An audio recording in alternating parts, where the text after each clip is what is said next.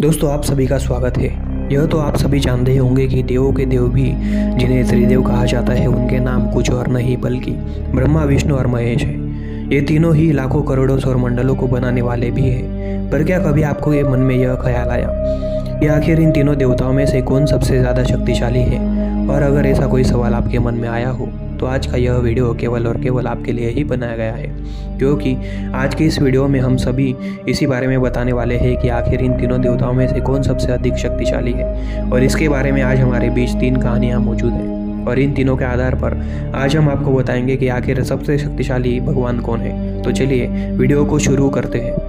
दोस्तों हमारे पास 4 वेद, 18 पुराण और कई ग्रंथ मौजूद है जिनके बारे में तो आप सभी जानते ही होंगे। इन सभी के बारे में कोई ना कोई कहानी ज़रूर है, पर जैसा कि मैं आपको पहले भी बता चुका हूँ कि अगर इस बारे में बात की जाए कि तीनों में कौन सबसे अधिक शक्तिशाली है तो इसके बारे में केवल 3 कहानियाँ सबसे ज़्यादा प्रचलित है, जिसमें से एक शिव पुराण में बताई गई है, एक गीता में और एक पुलस्त्य ऋषि के द्वारा बताई गई है। तो सबसे पहले बात करते हैं शिव पुराण की कथा की।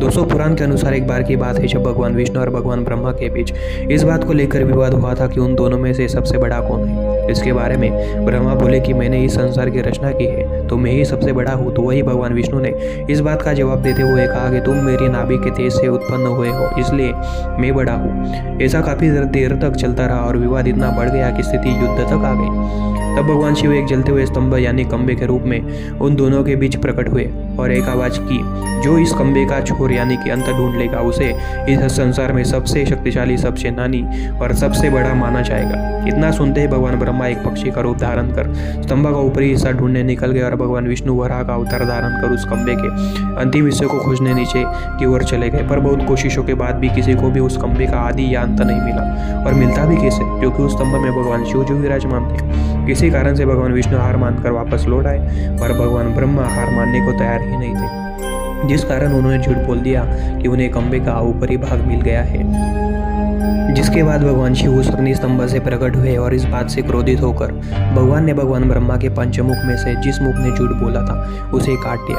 और इसके बाद भगवान ब्रह्मा को श्राप दिया कि आपको आज के बाद से संसार में कहीं भी पूजा नहीं जाएगा। और भगवान विष्णु को वरदान दिया कि आपको मेरी तरह ही सम्मान और आदर के साथ पूजा जाएगा। इससे यह चीज़ तो साफ होती है कि भगवान शिव भगवान ब्रह्मा और भगवान विष्णु से काफ़ी ज़्यादा शक्तिशाली है, जिनके समान शक्ति इस दुनिया में कोई भी नहीं है। हालांकि यह कथा तो शिव पुराण में बताई गई है। तो चलिए अब हम बात करते हैं भगवद गीता में बताई गई एक और इसी विषय में संबंध रखने वाली कथा के बारे में। इस कथा को जानने से पहले आप सब ऋषि पुलस्त्य के बारे में जानिए। आप में से ज़्यादातर लोगों को तो इस बारे में पता होगा, पर जिन्हें नहीं पता उन्हें बता दें। शिव ने जिन 7 शिष्यों को शिक्षा का ज्ञान दिया था उन्हें सप्तऋषि के नाम से जाना जाता है। और इसकी कहानी कुछ इस प्रकार है कि जब एक बार सप्तऋषि के बीच बात चल रही थी कि देवों में कौन सबसे ज़्यादा शक्तिशाली और बुद्धिमान है या कहीं श्रेष्ठ है, तो उन्होंने भगवान ब्रह्मा, विष्णु और महेश की परीक्षा लेने की ठानी। इसके बाद बात आती है कि आखिर सप्तऋषि में से कौन परीक्षा लेने जाएगा। तब भृगु ऋषि सबसे आगे थे और भृगु ऋषि को इसके लिए चुना गया। सबसे पहले भृगु ऋषि भगवान ब्रह्मा की परीक्षा लेने पहुंचे। परीक्षा के रूप में उन्होंने भगवान ब्रह्मा का बहुत ज़्यादा अपमान किया और भगवान ब्रह्मा क्रोधित हो गए, जिससे एक बात साफ हो गई कि भगवान ब्रह्मा सबसे श्रेष्ठ नहीं थे। और ऋषि वहाँ से उनका अपमान करने के बाद चले गए। आपको बता दें कि इसके बाद भृगु ऋषि भगवान शिव के पास गए और उनका मन भर कर अपमान किया, लेकिन शिव जी ने उन्हें भी माफ कर दिया, जिसे देख ऋषि बहुत खुश हुए और वहाँ से चले गए। पर अब भी भगवान विष्णु की परीक्षा बाकी थी और भगवान विष्णु की परीक्षा लेने के लिए जब भृगु ऋषि भगवान विष्णु के पास पहुंचे तो वहाँ भगवान विष्णु अपने शेषनाग पर आराम कर रहे थे। ऐसा देख गुरु को लगा कि इनका अपमान कैसे किया जाए, लेकिन अंत में भृगु ऋषि ने भगवान विष्णु का अपमान करने के लिए उनकी छाती पर लात मारी, जिससे भृगु ऋषि को लगा कि शायद भगवान विष्णु को उनकी इस हरकत पर गुस्सा आएगा।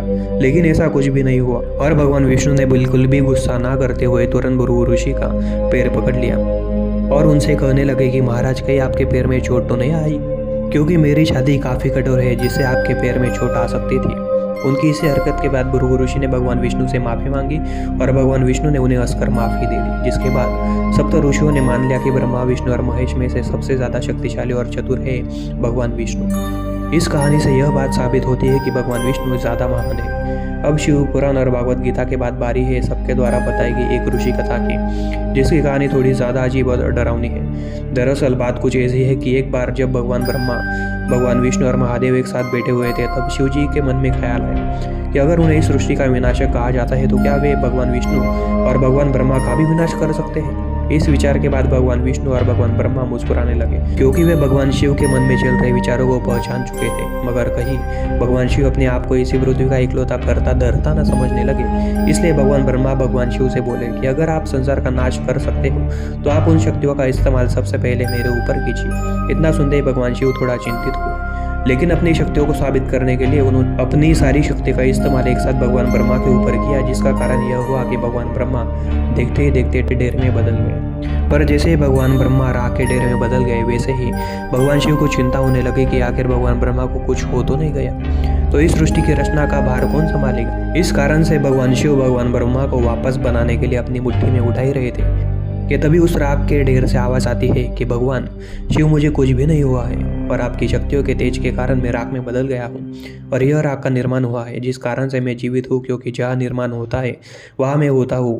ब्रह्मा की इस बात को सुनने के बाद पास ही खड़े भगवान विष्णु भी मुस्कुराने लगे और बोले कि महादेव, मैं भी इस सृष्टि का संरक्षक यानी रक्षा करने वाला हूँ, जिस कारण से मैं भी यह देखना चाहता हूँ कि आखिर आपकी शक्तियों का मुझ पर कितना प्रभाव पड़ता है। इसके बाद भगवान शिव ने अपनी सारी शक्ति का इस्तेमाल भगवान विष्णु के ऊपर किया, जिसके बाद भगवान विष्णु भी राख के एक ढेर में बदल गए। पर इसके कुछ ही मिनटों बाद एक आवाज आई कि महादेव, मैं भी सुरक्षित हूँ और यही हूँ, मुझे कुछ नहीं हुआ है और आप कृपया अपनी सारी शक्तियों का उपयोग मुझ पर करें। शिवजी के मन में एक नया विचार आया कि क्यों ना मैं अपने आप को ही तबाह कर लूं, क्योंकि शिवजी को विनाश के लिए जन्म मिला है। उनके मन में आया कि जब विनाश ही नहीं रहेगा तो संरचना की तबाही नहीं होगी और ना ही उसकी रक्षा की कोई ज़रूरत होगी। इतना सोचने के बाद भगवान शिव ने अपने आप को भस्म कर लिया, जिस कारण से चारों ओर भारी अंधकार छा गया और वहां राख के ढेर के अलावा कुछ नहीं बचा।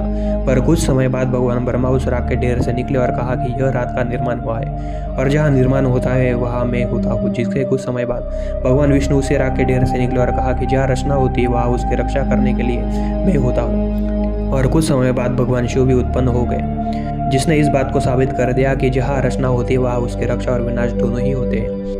और इसके साथ ही यह बात भी साबित होती है कि जब तक भगवान ब्रह्मा है तब तक सृष्टि का अंत असंभव है, फिर चाहे वे खुद कोशिश करे या कोई और। तो दोस्तों, यह था हमारा एक और रोचक वीडियो। आपको वीडियो कैसा लगा हमें कमेंट करके ज़रूर बताएं। साथ ही अगर आप भारत से हो तो इसे लाइक करके कमेंट में जय हिंद ज़रूर लिखें।